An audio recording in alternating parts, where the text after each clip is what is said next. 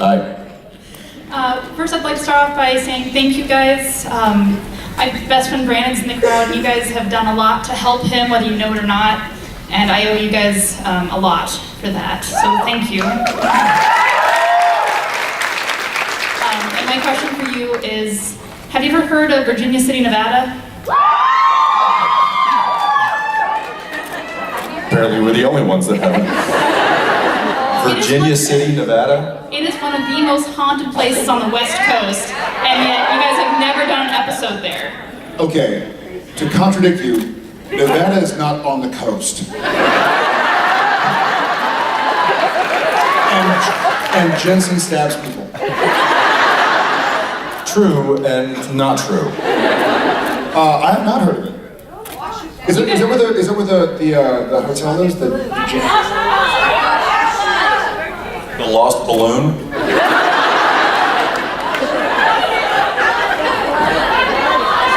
The Blood Bug Saloon. Blood Bucket Saloon. Blood Bucket Saloon? That's a terrible name for a saloon. Hey, sweetie, what should we call our bar? Blood Bucket Saloon. Works for me. Get her done. It is better than Blood Bug Saloon. Blood Bucket is strange. I have not heard of it, but where is it in relation to Las Vegas? We don't consider Las Vegas a part of Nevada, first of all. Las Vegas is East Coast. Las Vegas is its own state. No, I'm from northern Nevada, Reno, Lake Tahoe, the capital, Carson City. People forget about Carson City. I don't. Yes, you do. I don't. Yes, you do. I don't. Don't. I love Carson City. Every now and again, we play the Capitol game on set to pass the time. And Jared is so excited because he thinks he knows Nevada. And it's Nevada. Reno. Nope. It's pronounced Nevada. Not in Texas, it's not.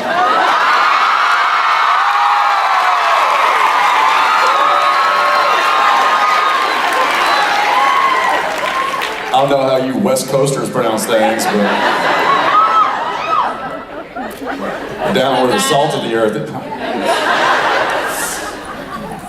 Nevada? It's pronounced Nevada. It's me today. Thanks, Diane. Thanks, Karen. We'll go check it out. I do have a desire to go. We're not gonna go check it out. I'm going to, for sure. When? When the show's over. Where is it? Living Canada. It's near Reno. Towards the Pacific Northwest coast of Nevada. Well, now we're gonna have to look it up. Mission accomplished. Thank you. Hi. There's a lot of sass coming from that side. From the west coast of this room. I love you guys both, and I was wondering if you have ever had a near-death experience, and if so, what was it?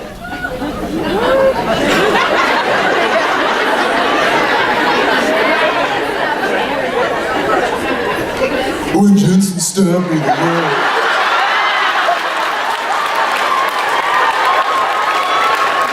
I was bled out.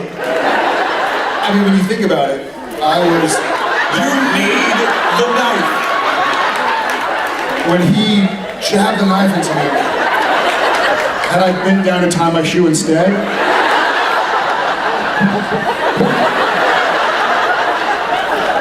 That was the nearest to death I've ever been. Still traumatized to this day.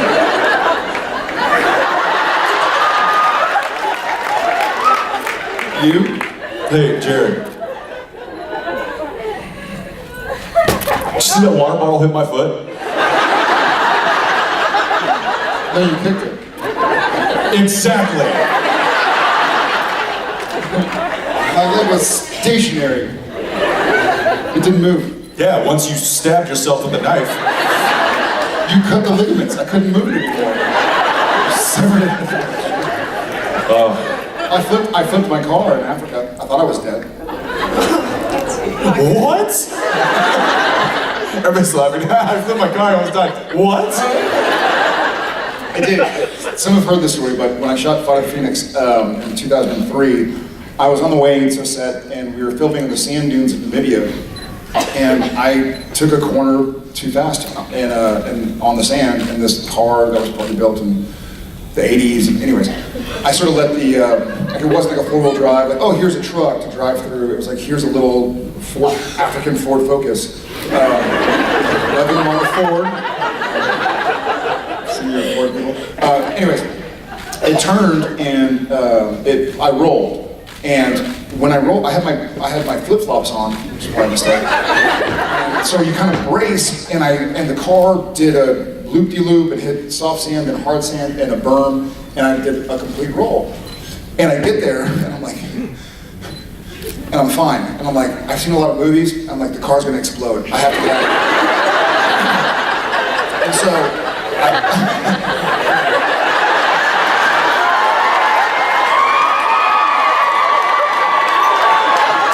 I did full on, like, Full slow-mo? 7 steps, dive, land and then nothing happens. Honestly, and nothing happened. And so I'm now, 60 feet away, hiding behind a tree. So the exploding, Anytime now. so the exploding shrapnel didn't hit me. And we were filming, it was supposed to look like a plane crash in the middle of nowhere. So we were filming in the middle of nowhere in the dunes. We were not near anything, no city lights, no traffic, there were no other cars traveling around this type of area. And the car didn't explode. And I was like, okay, I should probably get my cell phone. And they had a production phone they give to all the actors. And I was like, I should let them know that I'm gonna be late today. So I go back to the car.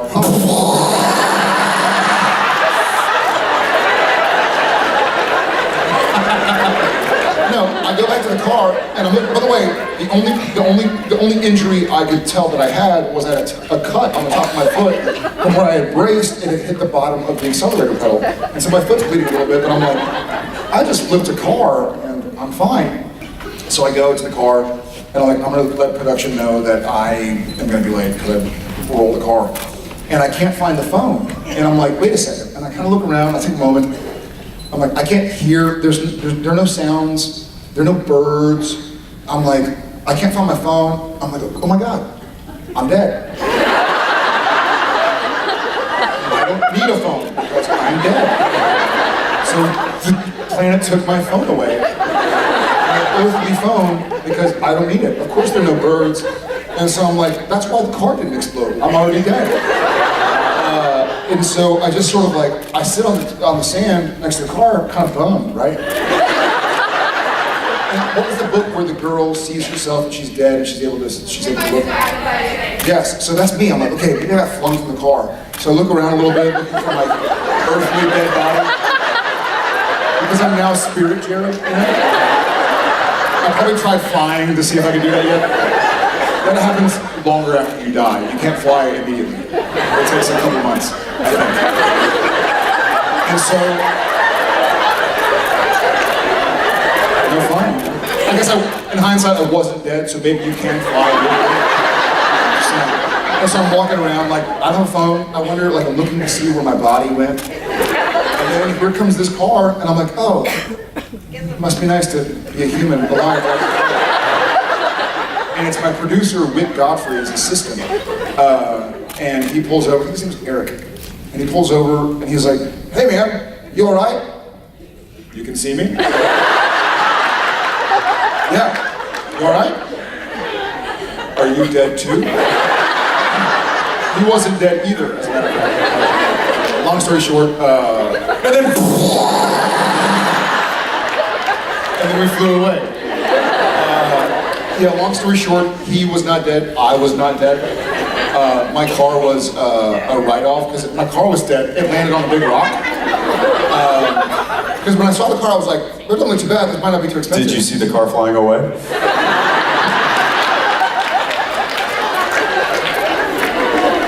I did. So there is a car heaven. Yeah. Yes.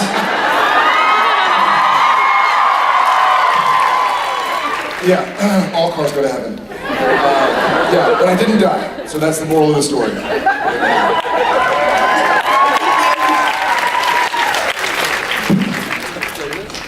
Yeah, I heard that story. Did I tell you about the one where I stabbed a dude in the knee and he almost died? Where Nias and I climbed to the top of a construction crane.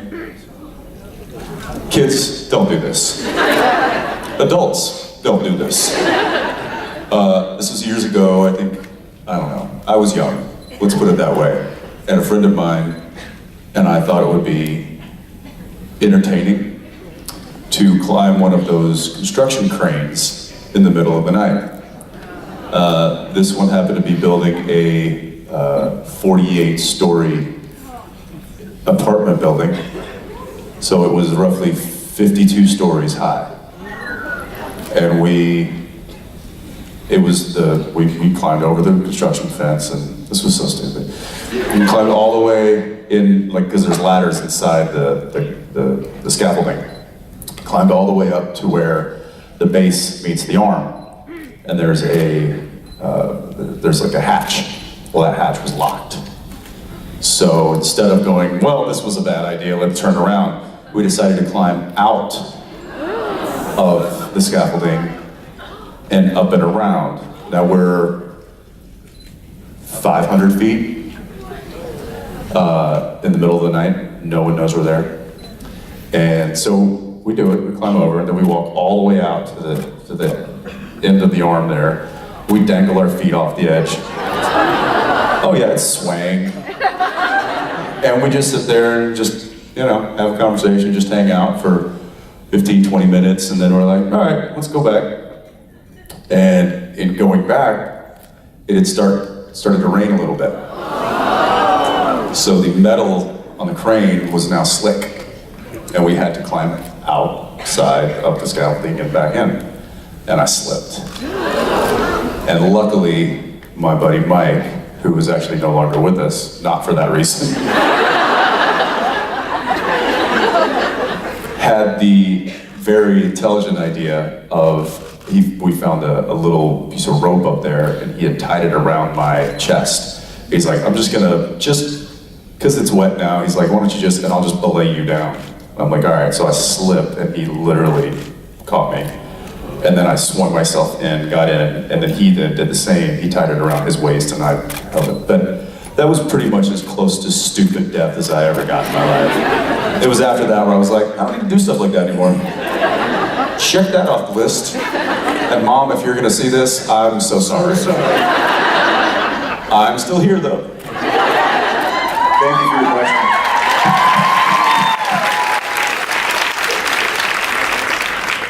Hi guys, I'd like to continue my question on acting skills from this morning. Is there anything that you've been asked to learn that you haven't been able to do? Or what is your favorite skill that you've been told to do? Anything that I kind of refuse, and I don't know if it's just the competitive nature of me, I refuse to have them write something in the script that I can't do, or that I won't figure out how to do. I remember when they were like, oh, and then he has a reverse 180 in the Impala. I'm like, I've never done that. But I'm not gonna let my stunt double do it. So I spent the whole hour of lunch learning how to do a reverse 180 in the Impala, which is, in a modern car, easier. In a 1967 tank, it's very, very heavy in the front, and that front end goes. So anyway, it took me a couple tries. There was another one, cleaning all the weapons, breaking them all apart, and putting them all back together again without looking at them, was one that Phil wanted me to do. So I forget what season that was, but there's an episode where Dean has the like shotgun, pistol, 2 pistols, and then a shotgun all laid out in front of him, and he's cleaning it.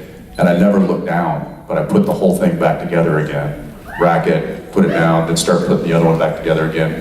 And Phil was like, you think you could do this and never look down? And I was like, why would I do that? Because it's cool. Then yes, I will.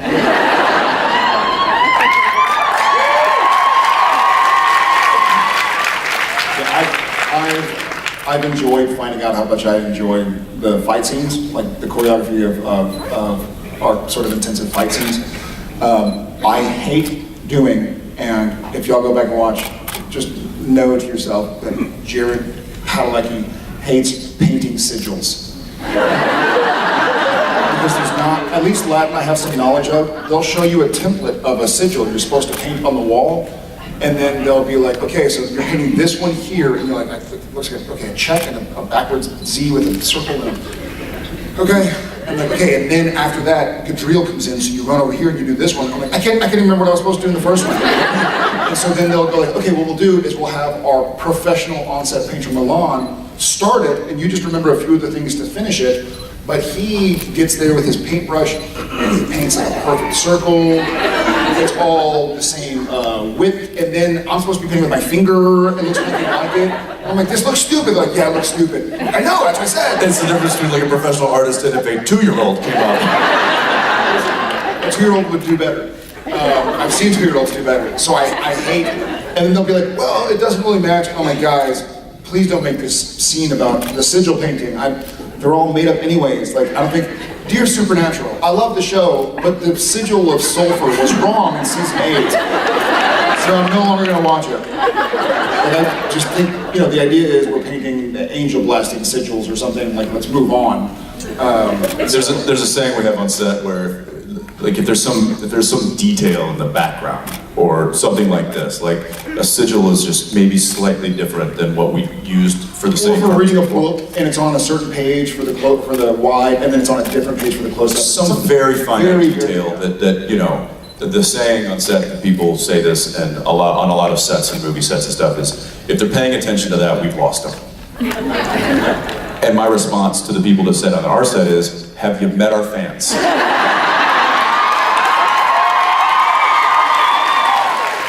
Because we have.